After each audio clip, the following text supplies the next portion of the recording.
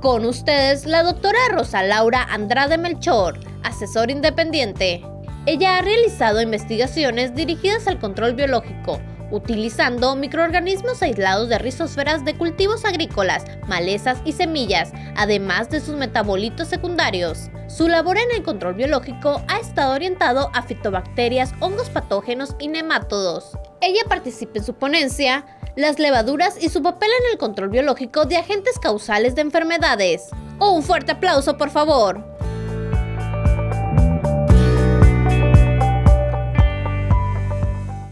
Buenos días. Gracias por estar aquí y vamos a ver qué podemos compartir con ustedes en este día. Vamos a compartir un poquito de este gran universo que es la microbiología y específicamente lo que son, vamos a trabajar levaduras.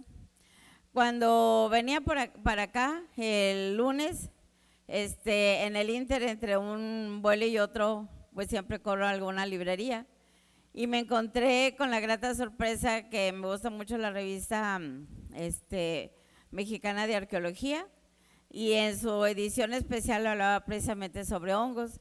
Yo uno de los artículos es sobre levaduras, sobre las levaduras que ancestralmente utilizábamos que utilizaban nuestros antepasados, que para hacer tepache, tesguino, etcétera. Y usaban una palabra que se me hizo muy interesante que se llama biocultura. Entonces dije yo, pues qué padre, porque en realidad es como retomar lo que ya sabíamos y ponerlo en la actualidad. Con otras palabras, pero entonces los invito a que tengamos o nos unamos a esa biocultura. Bueno, vamos a empezar. Para empezar, ¿qué es control biológico? Déjenme acomodo. Para empezar, ¿qué es control biológico? Aquí estamos viendo, esta es una caja Petri con un bacilo y aquí está haciendo su anillo. Esta es una microfotografía de una levadura, cómo está gemando. Estas son levaduras que aquí están, son los esclerocios de Sclerotium roblesi. Y aquí está la levadura y vean cómo la levadura va subiendo. El esclerocio se le ocurrió querer germinar, pero no pudo.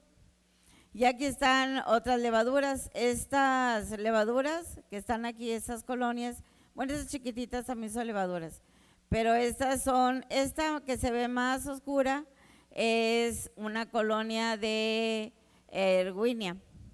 Y esta levadura que está más clarita se la está comiendo. Entonces ahorita vamos a ver cómo hacen esa parte.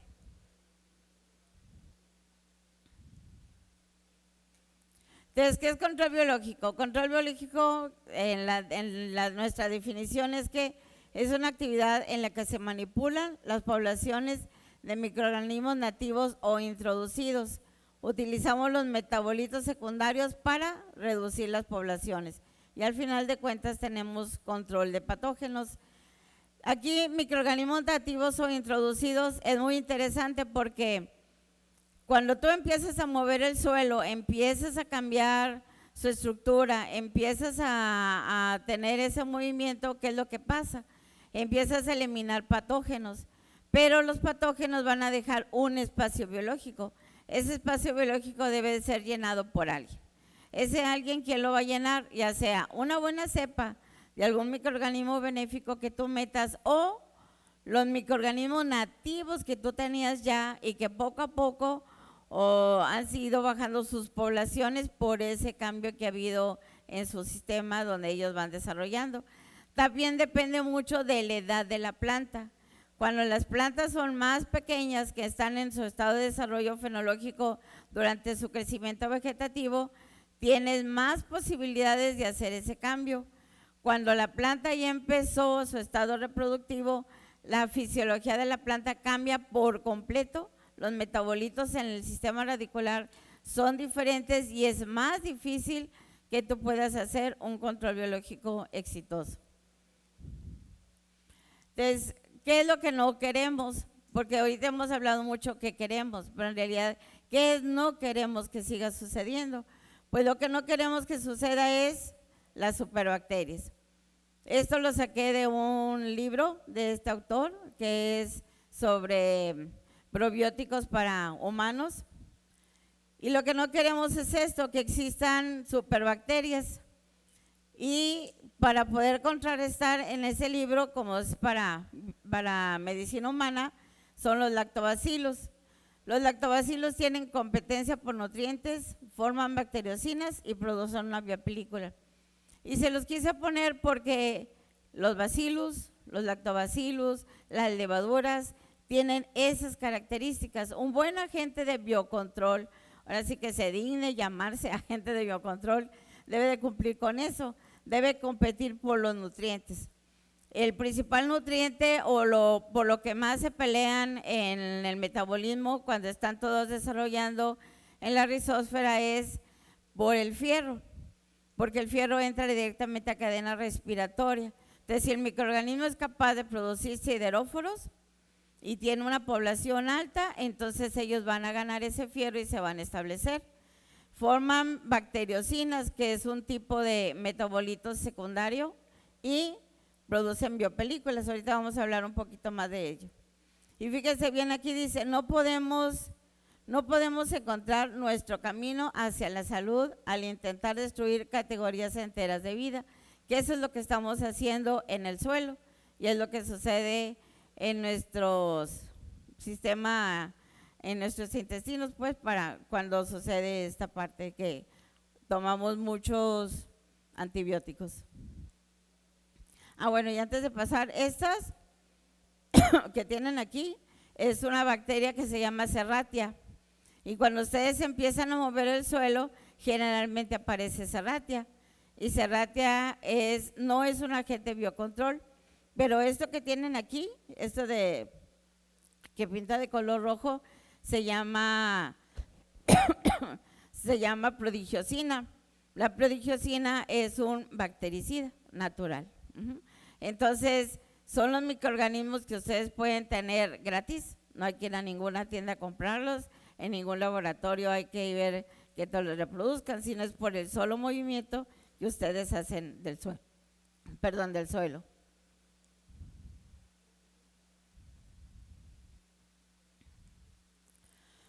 Entonces, ¿qué es lo que tenemos aquí? Entrando en materia. Ay, sí, gracias. Entrando en materia, ¿qué es lo que tenemos aquí? Les puse aquí los aminoglucósidos, son los bactericidas que actualmente usamos en agricultura. Son bactericidas que usan sobre la síntesis de proteína y se unen a la subunidad 30S. Esto es lo que hay ahorita en el mercado. Lo puse porque es lo que hay en el mercado, no crean que porque, no sirven. Es lo que hay ahorita en el mercado. Y puede haber resistencia adquirida en anaerobias facultativas y la resistencia de aminoglucósidos ya está bien establecida en Enterobacteriaceae. ¿Qué bacterias son enterobacterias? Miren, aquí está Pectobacterium, que es una bacteria patógena. Pantotea es también patógena. Brusneria es del mismo grupo de las Pectobacterium. Dicheia es del mismo grupo de Pectobacterium. Salmonelas, Serratias, Erwinia y Escherichia. Entonces, ¿a quiénes tenemos ahí?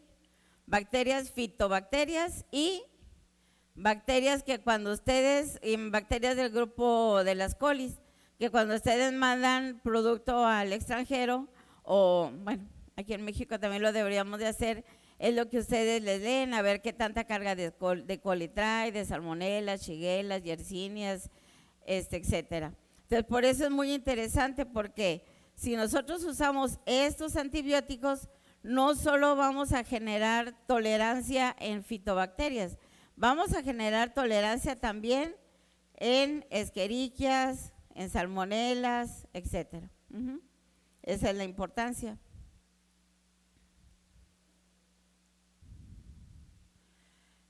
Ese es un ejemplo que lo saqué de aquí.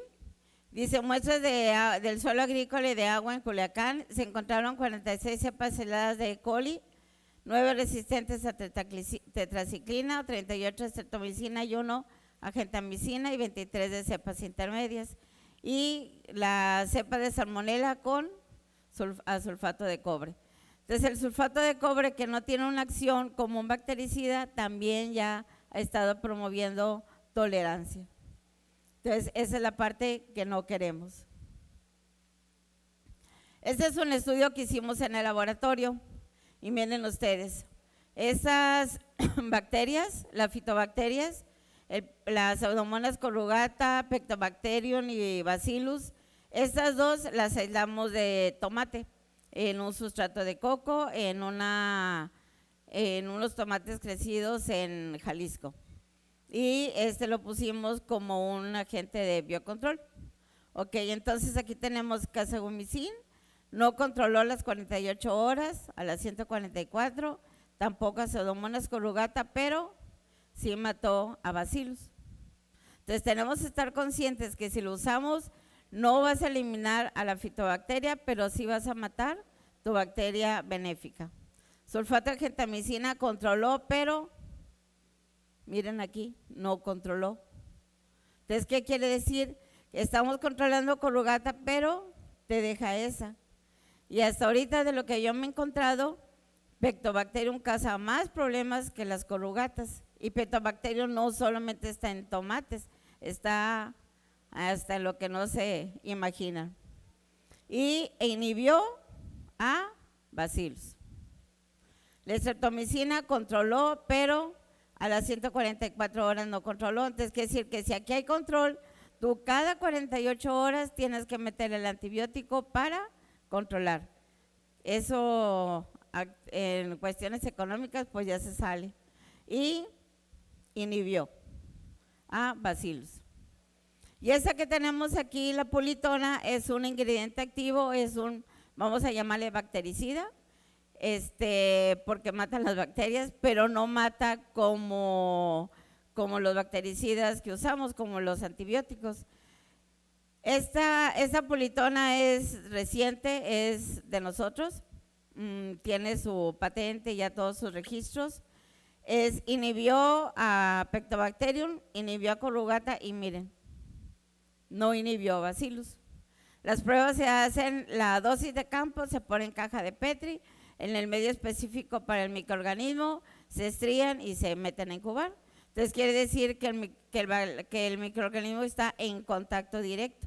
Entonces esta pulitona ya está en un producto comercial, es producido por levaduras.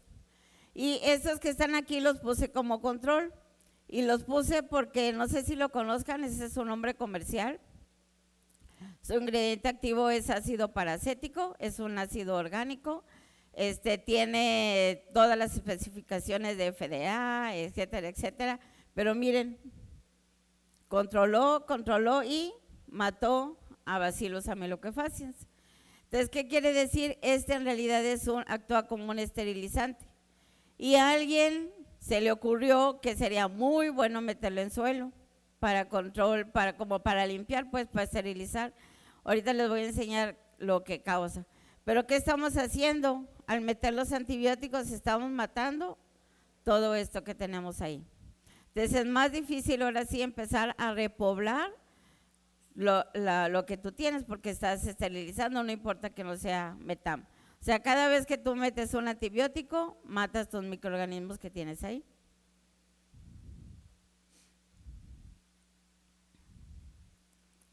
¿Cómo podemos iniciar este proceso?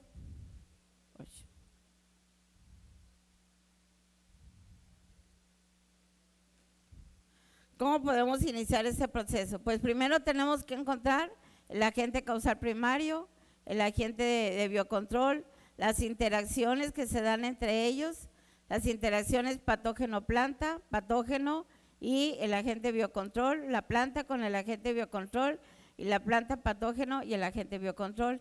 Entonces, si se fijan, en realidad no es tan fácil como lo pintan hacer un biocontrol en el caso de patógenos de suelo.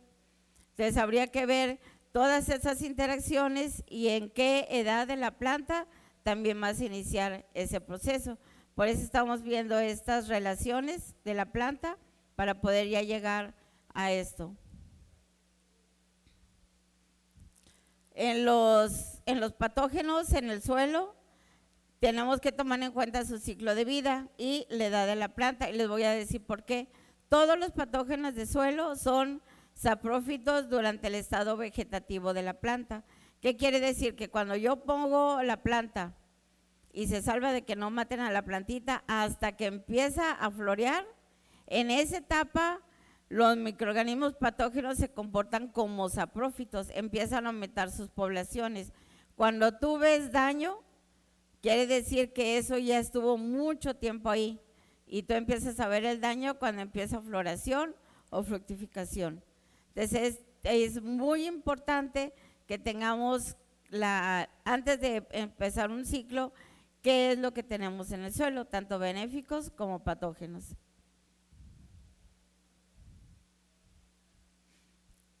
Y la otra cosa que es muy interesante es que hay una relación muy estrecha entre la fisiología de la planta y tu patógeno, y por eso les puse esta. Esta es brócoli en fitobacterias, y aquí están las edades, cómo va avanzando el ciclo, y fíjense bien, inicia diferenciación de cabeza y aumentan las poblaciones tanto en el testigo como los tratados.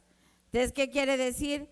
Que la bacteria va poco a poco creciendo, tenemos una población X al inicio, va cambiando, pero vean, están todas muy parejitas, pero cuando inicia diferenciación de cabeza, solamente el testigo se sube y estos también suben, pero ahí se queda. Y luego empiezan a bajar y luego ya cuando empieza maduración sucede eso. Ese es súper común en cualquier cultivo, bajo cualquier condición. Está muy relacionado el patógeno con la fenología de tu cultivo.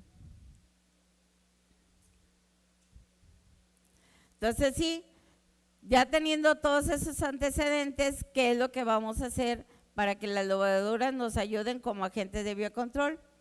Estas son una caja Petri con levaduras, este es Fusarium, y vean aquí el área que tenemos.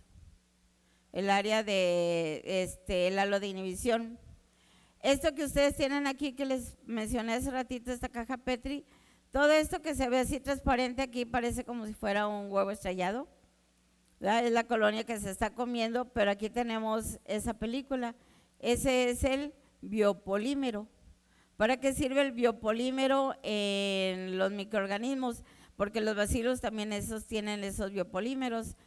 Esos biopolímeros o biopelículas, hagan de cuenta que es como ese techo y nosotros somos un montón de levaduras viviendo bajo ese techo. Entonces, ¿qué es lo que hace? Eso las ayuda a cubrirse, especialmente si la levadura está sobre follaje o sobre fruta, sirve para que todas en conjunto estén con la misma nutrición, el mismo desarrollo, pero hay un factor de agregación. Entonces ahí en esa misma biopelícula, debajo de ese techo, es como ahorita, hay diversidad. Algunas son levaduras, a lo mejor otros somos bacillus, otros somos serratias, etcétera. Entonces debajo de esa película no necesariamente solo tiene que haber levaduras, puede haber interespecífica, puede haber otras especies de levaduras y otros géneros de microorganismos. Entonces por eso es muy interesante. Y aparte de esa biopelícula, dan de cuenta que sirve para ¿qué? Para protegerlos como cambios drásticos de pH, de repente cuando entra el fertilizante, cambiamos drásticamente el potencial mátrico del suelo, lo podemos proteger contra un fitotóxico, etcétera. Bueno, y las que están en la superficie se protegen contra los rayos ultravioletas. Entonces estas biopelículas se forman sobre la superficie de la raíz, son promovidas por los exudados de la raíz y ayudan a la colonización de las rizobacterias, que sería como el segundo frente. Haz de cuenta que las levaduras como que limpian, acomodan la casa y entran las rizobacterias, ahí entrarían Rhizobium, Bacillus, Pseudomonas, etcétera, ¿no? Serratias. La agregación celular y la formación de microcolonias en las biopelículas, y es la expresión más ampliamente distribuida del comportamiento colectivo de las bacterias.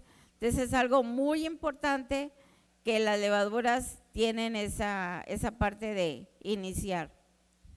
en la colonización de su rizósfera que se está formando. Y esta me súper encanta. Este es un bacillus y si se fijan aquí parecen como gotitas de agua, pero porque aquí está más cerca del fusarium y por eso formó esto. Pero esta es una biopelícula de una levadura.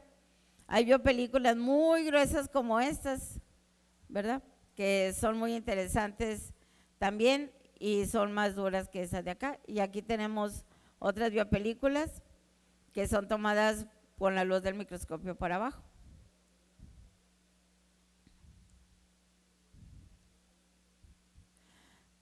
Y otra cosa muy interesante es que hay una reacción de llamado. Esto también sirve porque las levaduras emiten señales y esas señales hacen que se acerquen otros microorganismos y ayudan al crecimiento vegetal y control biológico de patógenos. Entonces, en estas interacciones, pues contribuimos a la estabilidad del suelo, son indicadores de calidad y ayudamos a todas las interacciones planta-microbio.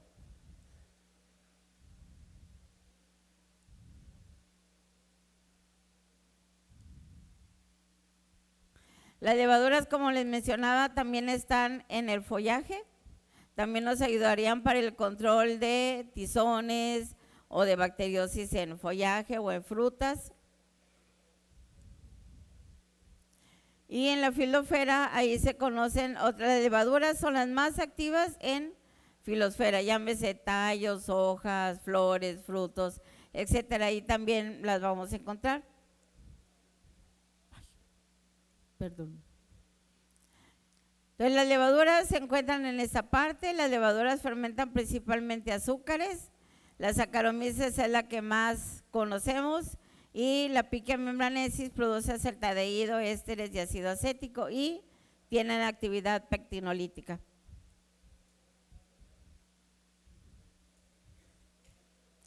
Entonces aquí solamente se los pongo porque como el producto que estamos formulando es a partir de es una fermentación, todos nos damos en cuenta, bueno, fermentación es anaeróbica, producimos alcoholes. No, si yo pongo las pongo las levaduras a fermentar, pero una fermentación aeróbica, que voy a formar ácidos carboxílicos y ácidos grasos de cadena media, principalmente la mayoría. Esa es la diferencia, por eso es que les pongo eso de aquí, ¿verdad? Tenemos aquí el ciclo del ácido anaerobismo y anaerobia es etanol. Y aquí principalmente vamos a formar otros compuestos, como les decía, ácidos orgánicos principalmente. Y los ácidos orgánicos tenemos el ciclo de Krebs, ¿verdad? Y todo lo que hace. Y precisamente esto de aquí es la mayor cantidad que se va a formar, los ácidos tricarboxílicos. Ahí vamos a encontrar ácido acético, ácido cítrico y varios ácidos que están ahí, ácido dodenecanoico, etcétera, y ácidos grasos de cadena media. ¿Qué hacen los ácidos carboxílicos en las plantas? Pues ya lo sabemos, ¿no? Movilidad en la planta, asimilación de nutrientes, metabolismo de carbohidratos, resistencia y aumenta la vida de anaquel. Aquí hay algunos ejemplos, miren, el ácido acético pues es el más viejito que conocemos en los vinagres. El ácido cítrico es producido por hongos, levaduras, etcétera, y así es la concentración que encontramos. El ácido fórmico y el ácido acético se encuentran en esa proporción. ¿Y cómo actúan el ácido carboxílico como un fungicida? La acción del fungicida es que el efecto fungicida o antimicrobiano es su forma no disociada, atraviesa la célula y cambia el pH intracelular.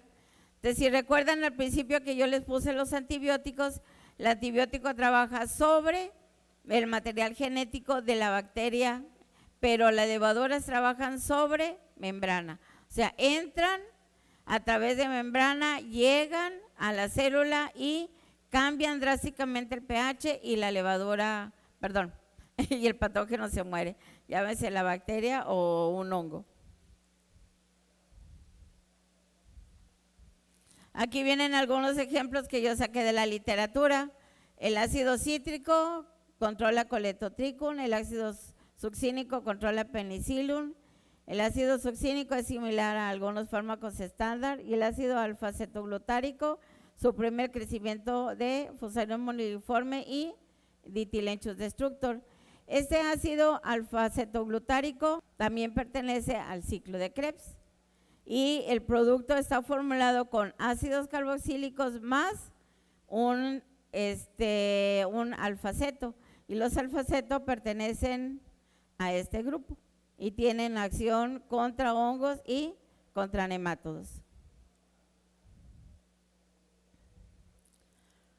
Y aquí vamos a encontrar que, fíjense que es muy interesante, aquí tenemos ácidos carboxílicos y ácidos grasos de cadena media, pero al combinarlos tenemos una mejor destrucción o un control del microorganismo.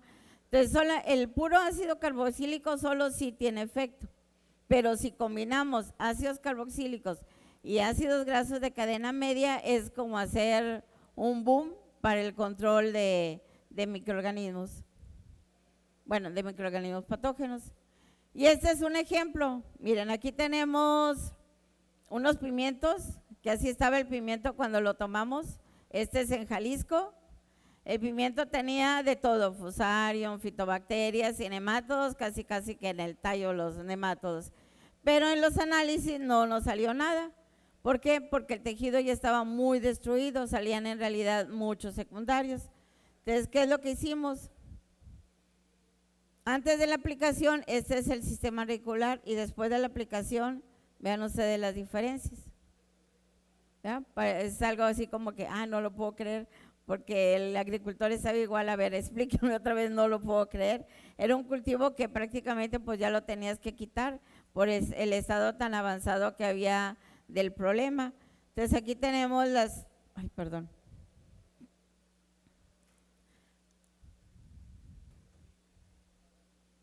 Aquí tenemos cómo estaba el sistema radicular, que ni tampoco los nodulitos se ven, y aquí está después de las aplicaciones. Hicimos 3 aplicaciones de ácidos carboxílicos con Kiplex 350 OR, las hicimos a la semana, se volvió a poner y a la semana se volvió a poner y ya fuimos y lavamos las raíces. Entonces, este es el cultivo después de esas 3 semanas. Vean ustedes que no se parece nada. La planta volvió a florear, tenemos los frutos normales, tenemos flores, se ve la sanidad de todo el cultivo y aquí están las cuentas de después y este es el testigo, ahí están las cuentas.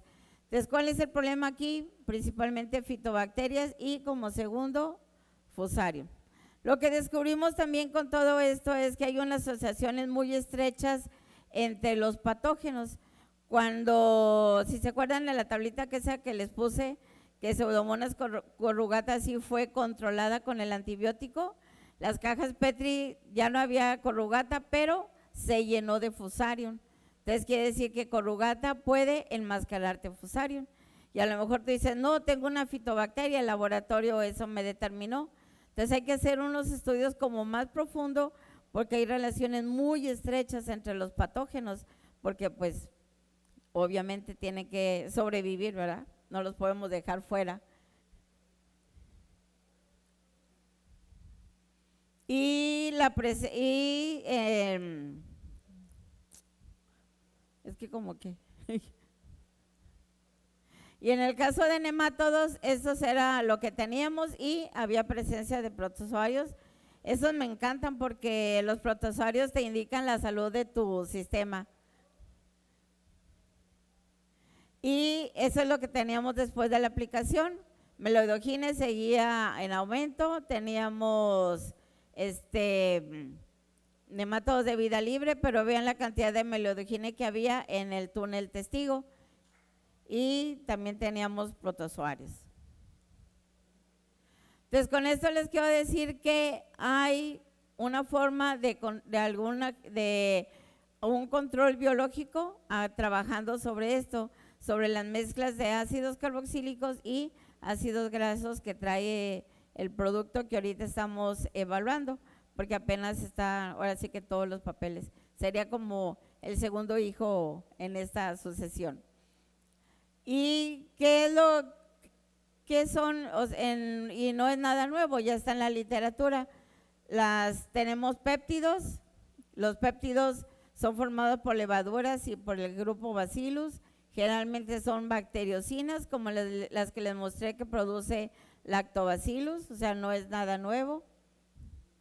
También están los polienos. Los polienos se pegan al ergosterol en el caso de los hongos como fungicidas, pero en el caso de bacterias, ¿qué es lo que sucede? Por eso es que tenemos estos antibióticos antibióticos no, estos bactericidas trabajan sobre gram negativas y no sobre gram positivas, y la explicación es muy sencilla. En las gram positivas tenemos solamente un lípido, fosfolípidos. En las gram negativas tenemos 3 sitios: el fosfolípido, que está aquí, la lipoproteína, que es esta, y los lipopolisacáridos, que están aquí.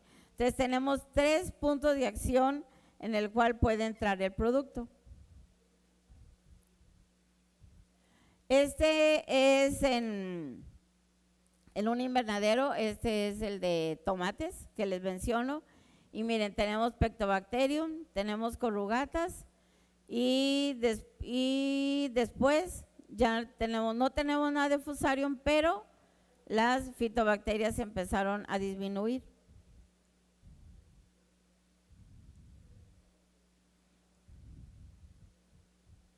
Y este es el invernadero de tomates y este es el sustrato de coco con la formación.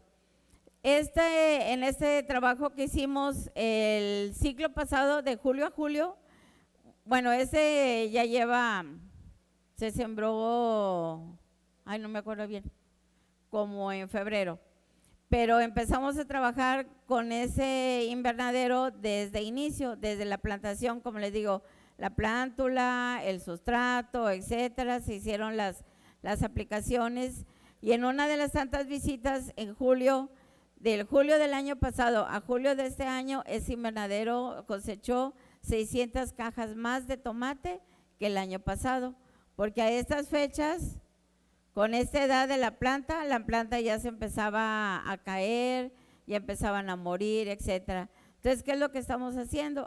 Estamos haciendo una limpieza de las bacterias patógenas, de los hongos patógenos, y vamos manteniendo el inóculo. No quiere decir que no hay, o sea, sí hay, pero llegas a una cantidad de inóculo que ya no te hace efecto contrario sobre tu planta. Aquí el martes, si quieren luego ya le platicamos más despacio ahí en el stand con Tecnofersa. El martes fuimos precisamente, aquí hay un trabajo que estamos haciendo en tomates, y ellos empezaron desde el inicio. El producto se puso al suelo, el K-Carboxy se puso al suelo, después se puso a la planta, y cada 30 días estamos aplicando, y hasta ahorita la planta no tiene problemas de Fusarium, no tiene problemas de nemátodos, la planta tiene muy buen porte y no tiene absolutamente ni un fungicida, ni bactericida, ni maticida, solamente eso, es lo único que hemos puesto. Los testigos, se ve menos sistema radicular y ya empieza a haber algunos brotecitos de nemátodos. Entonces, en realidad estos ingredientes activos los puedes manejar muy bien, y son grado alimenticio, porque si se sienten mal, se pueden echar un traguito y no les pasa nada, se les alivia su pancita.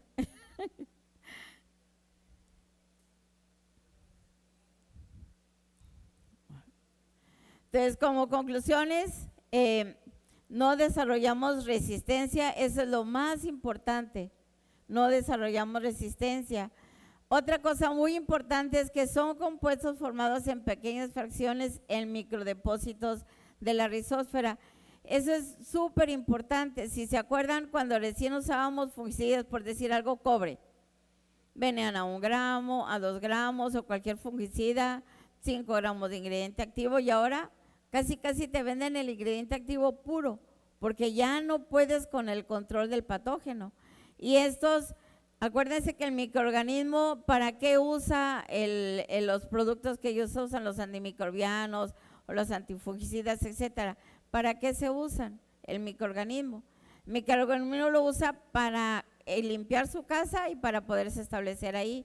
Y él no puede gastar tanta energía en solo producir algo para el control de su vecino.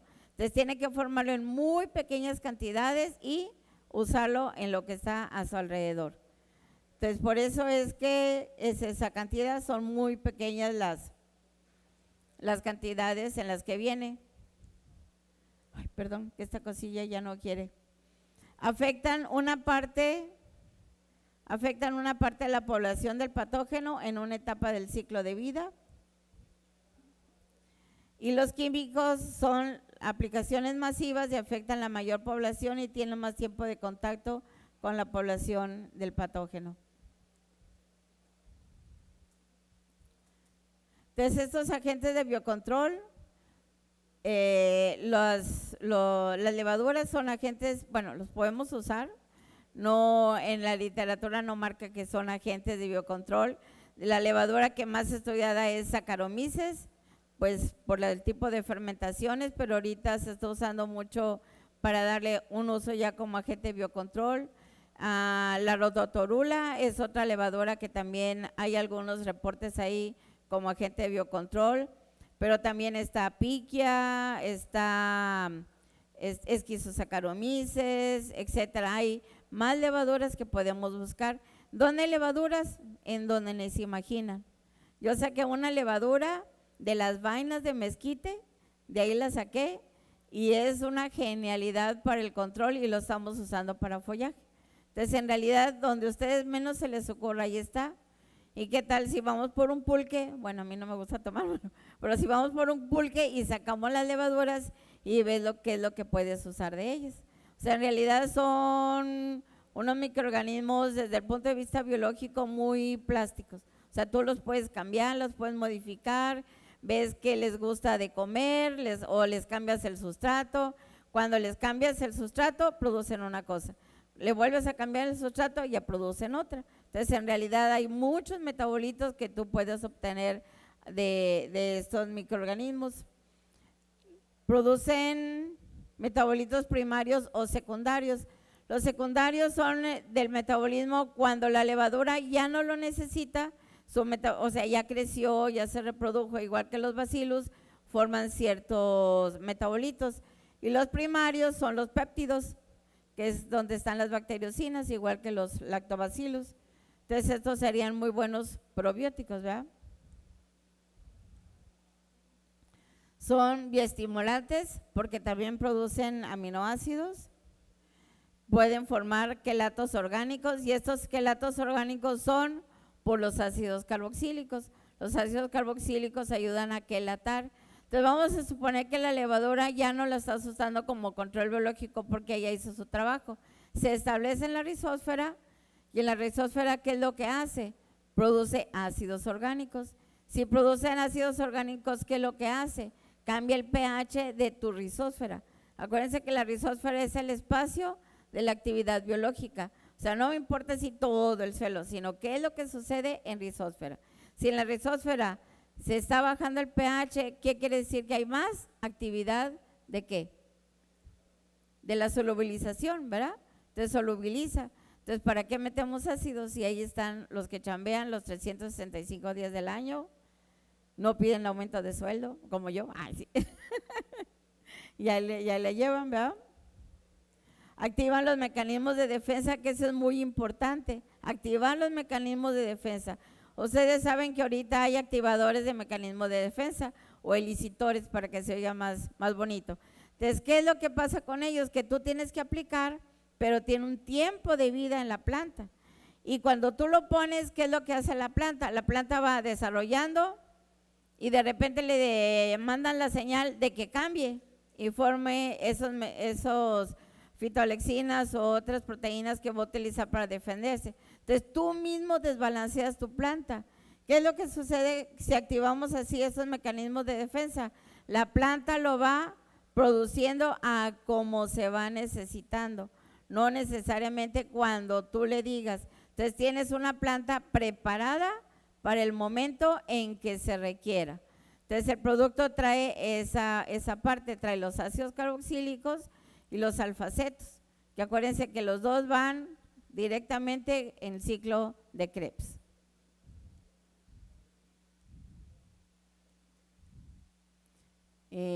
Bueno, ahí se forman esas proteínas para la resistencia del patógeno. Entonces lo que nosotros les estamos ofreciendo es el diseño de moléculas para biocontrol. No es algo así que digas tú, ay, ¿de dónde se lo sacaron? No inventamos el hilo negro, solamente que el hilo negro lo pusimos expuesto y se los estamos brindando a ustedes. En realidad funciona súper bien. Les digo que aquí tenemos un trabajo en tomates, un trabajo en pepinos que empezamos desde pequeños y vamos a empezar otro trabajo de pepino contra Fusarium. A ver qué tal nos va, a ver si no nos gana el Fusarium. Espero que no. Pues muchísimas gracias, más bien necesitamos preguntas, dudas, comentarios, se vale, no creo, ¿verdad? Porque pues a veces esto es así como que no parece magia, pero hay algo de eso. Sí, buenos días. Buenos días. Guillermo Santa Cruz, técnico, asesor agrícola. Oiga, doctora, las levaduras son sensibles a la temperatura y ¿qué temperatura soporta? Durante la producción del producto, haz de cuenta que es una sucesión durante la etapa de fermentación. Las levaduras que llegan hasta el final son levaduras termoestables y también soportan condiciones ya más extremas, porque como va finalizando el producto, como ya hay muy concentrado la cantidad de ácidos orgánicos, se van quedando las poblaciones que son más tolerantes a esos como, ¿cómo se llama? En situaciones ya más extremas. Okay. Pero aquí la principal función del producto no es tanto el aporte de la levadura, sino el ingrediente activo que lleva. Las levaduras ya sería como, haz de cuenta, como algo secundario y ya con tu manejo esas se pueden ir estableciéndose en la rizósfera. Okay. Sí, mi nombre es Aníbal Rivera, asesor. Doctora, por ejemplo, en las compostas, cuando en la primera etapa mesofílica son levaduras los que actúan ahí para destruir, pues, ¿no?, la materia. Esas mismas levaduras se quedan después en las compostas. Cuando aplicamos compostas, ¿también estamos aplicando levaduras o no? Esa sería mi pregunta. Ok, miren, en las compostas durante su desarrollo, primero entrarían hongos, por ejemplo, como tricodermas, aspergillus, penicillium, que son los que te van a degradar la materia gruesa. Y después ya cuando está más destruido, ahí entrarían bacillus y otras cosas. Entonces, durante esa etapa, ya cuando empiezan las temperaturas más altas, que serían 60, 70 grados centígrados, solo se van a quedar todos los organismos que sean termófilos, por ejemplo, bacillus, porque sus esporas pueden tolerar eso. Y dentro de las levaduras se quedarían las bacterias que son, las levaduras que son termófilas, y esas van a llegar hasta el final. Ya si es una muy buena composta y muy bien manejada, al final tendrías bacillus, tricodermas, si hay una buena presencia de ellos desde el inicio, levaduras y también ya Streptomyces, que sería como la élite de los microorganismos que estarían dentro de esa composta. Todo depende con qué empieces y el manejo que le des durante su compostaje, durante su manejo. Sí, bueno, doctora. Perdón, doctora, mi nombre es Salvador Rojas Machuca, soy un proveedor de aquí del estado de Baja California. Mi pregunta es la siguiente. Primero la felicito en lo personal porque no había tenido el gusto de estar en una plática, una conferencia sobre levaduras, que Gracias. En lo personal es algo novedoso. que creo que viene mucha investigación en este sentido, ¿verdad? Yo creo que en el suelo, que es lo que no vemos, no hay una sustancia que solamente tenga un efecto positivo, es mi punto de vista. Siempre ayudas a unos y perjudicas a otros, porque si no sería un producto mágico que solamente beneficie a todos y no perjudique a nada. Pero mi pregunta es la siguiente, lo que usted puso ahí en el trabajo que realizaron, vimos el efecto que tenía esa levadura o esa levadura sobre Bacillus y sobre la especie que usted puso. Sí. No sé si ustedes tengan ya experiencia en otro tipo de Bacillus, en este caso tricodermas, en este caso otra parte importante que son los hongos entomopatógenos. ¿Qué efecto existe o ustedes tienen ya información respecto al otro grupo de microorganismos benéficos? Ajá. Mira, propiamente la levadura como tal, cuando llega follaje, haz de cuenta cada quien agarra su sitio, es como en la rizósfera, cada quien agarra su sitio. Tricoderma come de una forma y agarra su sitio, Bacillus de otra forma, agarra su sitio, las levaduras, etcétera. Cada quien se va acomodando. De lo que yo he visto, por ejemplo, en entomopatógenos, con las levaduras, cada quien tiene como su sitio de acción. Ajá. Y en las cajas Petri crece como si te imaginaras así la superficie de la hoja, está, por ejemplo, Paecilomyces y alrededor están las levaduras. No hay una competencia como esta. Eso sucede porque dentro de ellos es como, bueno, no es como es, ¿ya acuerdan que poseí las señales químicas? Hay señales entre ellos. Entonces hay como podemos decir como un respeto, para decirlo de otra forma, entre los microorganismos y no hay una forma que se contrapongan uno con otro. Cuando estamos en el suelo y estamos metiendo el ingrediente activo como tal, que serían los carboxílicos, los ácidos grasos y los alfacetos, lo que pasa es lo siguiente, hay una afinidad entre el producto del ingrediente activo con los malos, con la membrana de los, podemos decirle de los malos, y se unen y es cuando entran. Todos esos ingredientes activos se adosan a membrana y luego entran. Las bacteriocinas y los polienos se adosan a membrana, abren membrana y se vacía el contenido del microorganismo patógeno. ¿Por qué hay esa afinidad? Simple y sencillamente porque comen diferente, o sea, su metabolismo es diferente. A lo mejor sí vas a tocar algo de la población del benéfico, pero se va a recuperar. Y puedes recuperar, como hay un espacio biológico que estamos dejando vacío, vamos a recuperar todo lo que antes había. A mí me ha tocado que lo que más he recuperado cuando empezamos a hacer ese tratamiento son serratias. Y las serratias me fascinan porque las serratias son como las mitoteras del ecosistema ahí de la rizósfera, son como las que llaman y hacen una agregación interespecífica, llaman a todos ahí a la mesa, ¿verdad? No vamos a matar a todos los patógenos, ellos también se van a quedar ahí porque son parte de la estructura, parte de la comunidad microbiana. Y ahorita que me acordé de eso, que me decías, por ejemplo, el ácido paracético, que es el ingrediente activo de otros productos que se meten en el suelo, ese yo lo vi trabajar en frambuesas. Y haz de cuenta, sí, es súper limpia, pero me decía el ingeniero, y había problemas en ese. Entonces, ¿qué es lo que pasó? Mató todo lo benéfico así, lo dejó solito y solamente recuperamos Rhodotorula, Fusarium y fitobacterias. Entonces, cuando eliminamos eso, porque no sabía de qué es lo que pasaba, hasta que después me contó el ingeniero que hizo y que metió ese producto, en realidad complicaste más tu situación.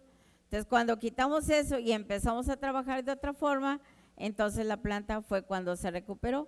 Por eso es que les ponía esa nota, no tenemos que matar, o sea, eliminar, mejor eliminar a todo el mundo, sino hay que ver qué poblaciones eliminas y cómo recuperas otras poblaciones.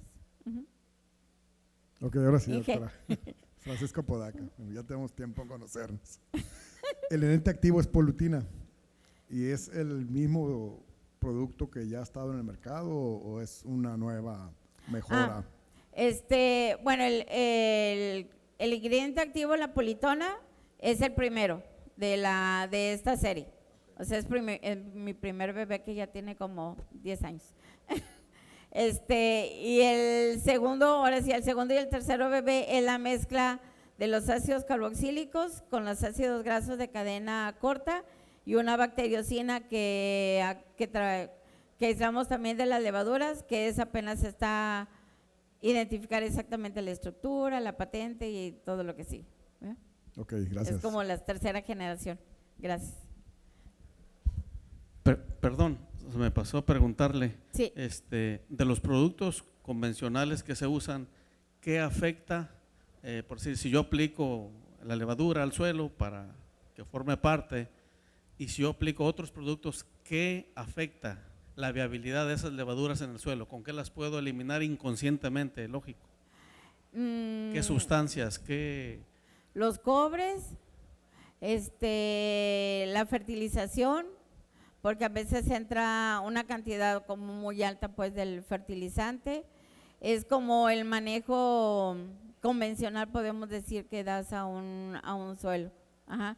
El agua no tanto, porque pues tienen como sus etapas de respiración, después pueden pasar a la parte anaeróbica y después regresar a la parte aeróbica, que esa es la parte. Y como las raíces también te están pasando ácidos orgánicos, entonces es como su nicho en donde ellas se están moviendo y ellas también forman ácidos orgánicos. Ajá. Entonces serían solo los cobres. Los cobres y fertilizantes, que son los ¿Cuáles? que más, pues es que casi la mayoría, porque depende de la reacción que, cuando entran, la reacción que tienen, casi la mayoría los pueden afectar. Entonces, si yo voy a meter solamente levaduras, tendrías que aplicar el fertilizante, dejar 2 o 3 días para luego aplicarlo. En realidad el producto trae más carga del ingrediente activo, que serían los carboxílicos, los alfacetos y los ácidos grasos, y menos carga de levaduras, porque en realidad levaduras es como el plus que trae el producto. En realidad esos ingredientes activos son los que hacen el trabajo. Muchas gracias por De su nada. respuesta. Buenos días, mi nombre Buenos. es Francisco Ornelas. Mucho gusto. Referente al peróxido de hidrógeno en el suelo como desinfectante, ¿usted qué me podría ampliar el conocimiento? Porque sabemos que es un desinfectante, pero la verdad es un producto que apenas se va empezando a usar. Quisiera saber si también tenemos efectos sobre nemátodo en ese tipo de sustancia, porque te lo comento porque lo he aplicado y en donde he tenido problemas de nemátodo baja el daño. Quisiera saber si hay algún efecto sobre eso y también los efectos que me puede ocasionar ese producto utilizándolo en el suelo. Bueno, esperemos que nadie venda aquí peróxido de hidrógeno. Bueno, yo, Rosa Laura Andrade, no lo usaría, nunca jamás tampoco, ni siquiera para limpiarme las heridas. ¿Por qué? El peróxido de hidrógeno es un agente oxidante y yo no he visto ni un trabajo que diga que cuando tú lo pones en el suelo, cuando deja de ser agente oxidante. O sea, tú no sabes el tiempo de vida que tiene. Yo he visto plantas de tomate que se pusieron esa cosa y en cultivo anterior y luego pusieron los tomates y los tomates no pasaban de aquí, los tomatitos. Eso fue en Tamaulipas. Y esa cosa es más vieja que el arroyo, el utilizar eso. Es como, yo digo que esos productos como el ácido paracético que les mencioné, que son muy buenos para la industria alimentaria o para limpiar quirófanos, pero no sé a quién se le ocurrió meterlo en el suelo. Entonces son cosas que mejor hay que probarlo en chiquito y ver en realidad y hacer estudios más profundos de qué es lo que vas a hacer, porque lo que estás haciendo ahí es matar todo. Y te aseguro que donde me dices que hubo control de nematos, sí te lo creo, pero ¿qué tanto fue? ¿Qué tanto tiempo? ¿En cuánto tiempo se volvió a recuperar tu población? Y acuérdense que los patógenos tienen la habilidad para recuperarse mucho más rápido que alguna bacteria benéfica que tú tienes en el suelo. Por eso es que los benéficos hay que tratarlos con cuidado, bueno, con respeto por lo que hacen y saber qué cepa y en qué momento vas a meter las cosas. Yo no lo usaría porque no tengo en mis manos algo que me diga cuándo deja de ser un agente oxidante. Gracias. De nada. Gracias.